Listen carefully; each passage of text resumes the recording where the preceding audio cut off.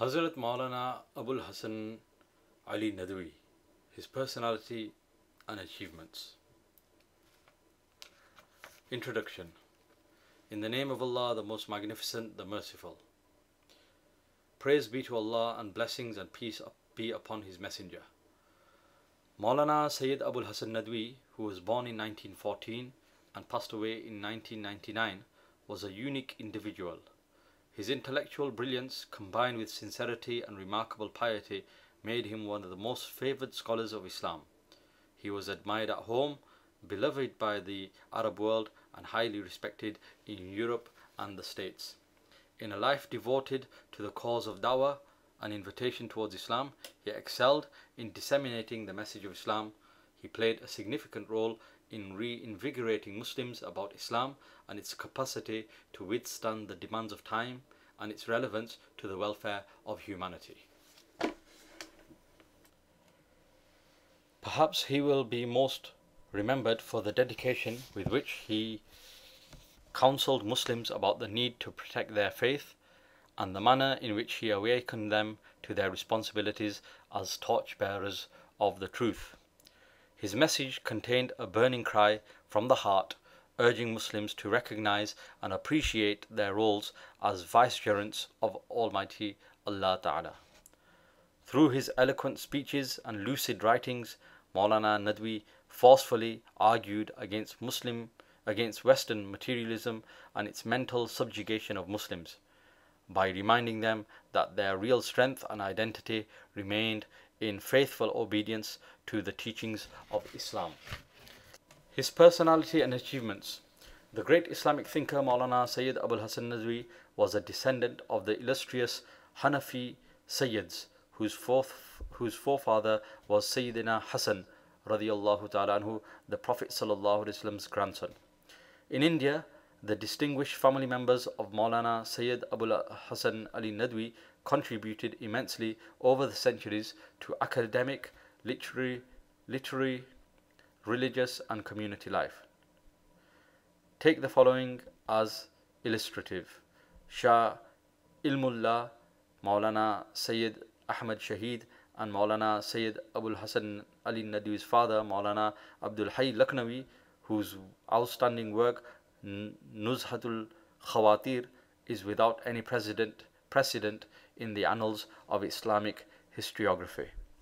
Contained in it is an extensive account of more than 4,500 religious figures and authors spanning over 800 years of Muslim history in the Indian subcontinent. He was brought up in a family renowned for scholarship, piety, God consciousness and devotion to modes of worship, conscientiousness, simplicity and contentment. In his childhood, he was blessed with faith, literary sensibility and striving in the cause of God. He learned Arabic from the eminent Arab scholars Maulana Khalil Arab and Maulana Taqiyuddin Hilali Marrakeshi. He was instructed in Hadith by Shaykh al-Hadith Maulana Haidar Hassan Khan Donki and Shaykh al-Islam Maulana Sayyid Hussain Ahmad Madani. As to Tafsir, he studied it under the feet of Maulana Ahmad Ali Lahori. He took lessons in English at the University of Lucknow from an Englishman. Nonetheless, his home was his main training center. It was at his home that since his childhood he heard the stories of striving and resolve and of sacrificing one's life for upholding the word of Allah subhanahu wa ta'ala. These stories are part of his family tradition. Generally speaking, during their childhood, children hear stories about pet birds. However, at his home, he constantly heard stories about the jihad waged by Abu Bakr and Umar radiyallahu ta'ala anhuma. He came across Waqidi's Fath al-Sham in his childhood. He was born at a time when the British were fully entrenched in British India and the entire Islamic world was in the shackles of political, military, cultural, educational and intellectual subjugation of Europe. Most of the writers, thinkers and intellectuals of the Indian subcontinent and the Islamic world were under the spell of Western knowledge, culture and civilization. Among them were Sheikh Muhammad Abduhu Tantawi and Qasim Amin of Egypt, and Sir Sayyid Ahmad Khan, Munshi Chirag Ali, and Muhammad Ali Lahori of the Indian subcontinent. In view of the power enjoyed by the British and as a result of their indebtedness to Western education and training, they believed that Western civilization is a glorious civilization and that it is an eternal truth. They thought that Western civilization is above any criticism in that it represents the zenith of human knowledge and reason. It was against this backdrop that he was brought up in the religiously surcharged atmosphere of his home, which left an incredible mark on his heart and mind. He acknowledges this point in stating, "It was Allah's favour to me and part of His wisdom that I was brought up in an atmosphere which was protected against the spell of Western culture and civilization. Rather, my family was opposed to Western civilization and culture." Far from indulging in any extremism, my family was characterized by sound Islamic articles of faith and teachings. Furthermore, I studied under the feet of such teachers who, apart from being accomplished scholars, were endowed with intellectual freedom, moral courage, and immense capacity for criticism. As a result of my upbringing in such an atmosphere, I never felt drawn towards any such writing which was marred by defeatism or apologia. This quote can be found in his biography, which is called Purane Chirag, in volume 3, page 26-27. While he was only 23 years old, he went to Bombay in order to present the message of Islam to the greatest leader of the untouchables, Baba Ambedkar. After this visit, he was constantly on his mission of dawah, traveling not only in the subcontinent but also in the Arab world and eastern and western parts of the world. He preached the message of Islam to both Muslims and non-Muslims, and he carried out his mission relentlessly. He focused his special attention on the Arabs, as he noted that the menace of modern Western atheism had been gripping the Arabs in their culture, intellectual and academic life. This made him restless, and gifted as he was with such vision, he took up Western thought and philosophy as the main target of his attack in both his speeches and writings. This became his lifelong mission, for in his writings he covers the entire history of this menace. His writings struck a chord in the Arab world, in that many Arab scholars were moved by these writings. His work, ماذا خسر العالم بانحطاط المسلمين, which has been translated, and the works in English are known as Islam and the West, but the original title was in Arabic, and the original Arabic title was ماذا خسر العالم بانحطاط المسلمين. This work has been reprinted numerous times in the Arab world. He wrote this work because he had observed that the Arab men of letters and intellectuals had become deeply influenced by Western thought and worldview.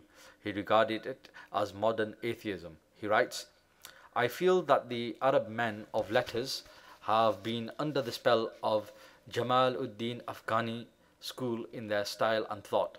As Afghani appeared on the political firmament, he boldly denounced imperial forces. So doing, he was not afraid of any reprisal.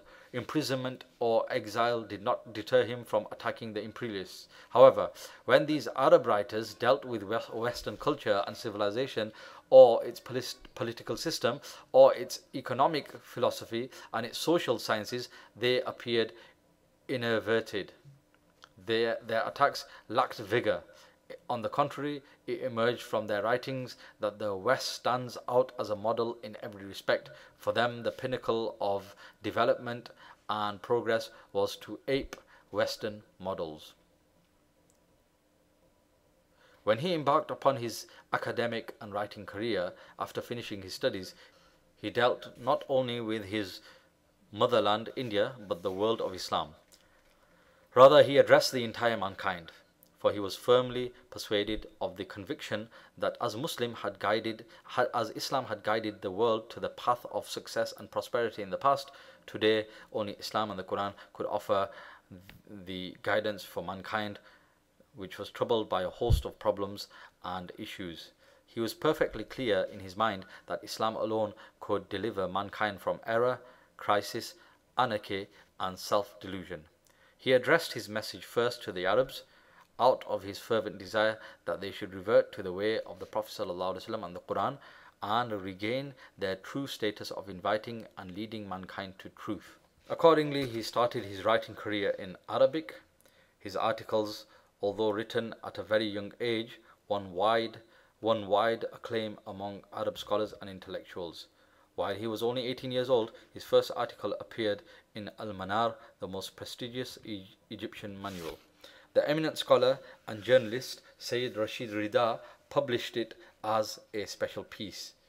After seeking the author's permission, he later on reprinted it as an independent publication. His second article was published in the leading Arabic journal Ad-Diya. On reading this, the great stylist, writer and thinker of the Arab world, Sheikh Arsalan, complimented the author in glowing terms. Dr. Anwar al-Hasbani, a distinguished Arab writer and intellectual, observes, "The great achievement of Sayyid Abul Hassan Nadwi is that he drew the attention of Arabs to their plight. He reawakened them and exhorted them to take up their real role and responsibility. He reminded them that Allah had exalted them in view of their commitment to Islam, and that the Quran has trained them in the leadership of mankind." He visited the Arab world frequently and conveyed his message to Arab thinkers, scholars and intellectuals. Appearing on Arab radio and television, he boldly urged the Arab elites and the masses and rulers and the ruled, as well as princes, to follow the straight way. He strongly condemned their weaknesses, their wholesale surrender to Western civilization, their modernism, their un-Islamic views and ideologies. He presented this message in almost every Arab country. These addresses are entitled Asmiyat. These are addressed to the inhabitants of Egypt, Syria, Kuwait, Iran, and the entire Arabian Peninsula. He forcibly articulated this message among the Arab thinkers and rulers and the public, making them realize that their identity is contingent upon their commitment to Islam and the Prophet ﷺ. If they sever their links with Islam and the Prophet ﷺ, they are reduced to a non-entity. For more than 50 years, he presented the same message to the Arabs in his attempt to make them realize that their identity depends upon allegiance to the Prophet ﷺ, not upon any material resource. For in the days before the Prophet ﷺ, the Arabs did not enjoy any distinction. Once they are not wedded to Islam, they cannot attain excellence. Sheikh Yusuf Qaradawi, the most celebrated contemporary scholar, intellectual, orator and guide, states, "We noted a new language and modern spirit in the writings of Sheikh Nadwi. He made us think about issues which had escaped our attention. He was the first writer to make us realize the importance of our viewpoint. Many writers drew upon him. His name and fame is well established in the history of Arab literature. It is no exaggeration to say that there is no historian of his standing in the entire Arab world. The intellectual content of his works is well known to everyone. His writings in Arabic are memorized and cited by Arab scholars and orators and used in their Friday sermons. His writings in Arabic form part of the prescribed textbooks in Arab schools, colleges and universities. Likewise, his writings feature in the textbooks of all parts of India, in that these are an essential reading for the study of Arabic literature. Since the very beginning of his career, he has been writing in Arabic. His works have been reprinted numerous times in several world languages, and this goes on unabated." Here ends the quote by Sheikh Yusuf Qaradawi. At the time of his demise, he was at the height of his popularity. He enjoyed such a position in the Arab world which could not be attained by any Arab. He managed to achieve this distinction by dint of his sincerity, selflessness, a thorough understanding of the issues confronting the Arabs, his genuine concern for Arabs, and his timely warning against the latest dangers and crises. His works, which were printed in thousands in Urdu, were issued in hundreds of thousands in Arabic. The Arabs appreciated his greatness in recognition of his religious fervor and spirituality, and they openly acclaimed his distinguished position. In the words of Professor Khurshid Ahmad, The Arab world acknowledged openly his mastery over Arabic. He was so popular amongst the Arabs that when an educated Arab met an Indian Muslim, his first question was about the welfare of Sheikh Nadwi.